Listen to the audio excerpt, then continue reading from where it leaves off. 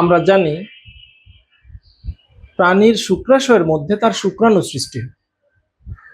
এখন উদ্ভিদের তো শুক্রাশয় থাকে না, তাহলে উদ্ভিদের শুক্রাণু কোথায় সৃষ্টি হয়? আমাদের মনে রাখতে হবে অপুষ্পক উদ্ভিদ মস এবং ফার্নের পুংজনন অঙ্গের নাম হলো অ্যানথেরিডিয়াম।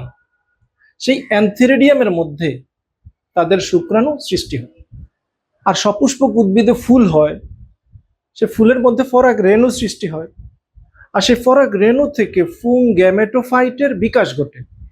আর সেই ফুং গ্যামেটোফাইটের মধ্যে চারটা অংশ আছে: পরাগ রেণু, এই পরাগ নালিকা, এই নালিকা নিউক্লিয়াস, এবং এই দুইটা ফুং গ্যামেট সৃষ্টি হয়।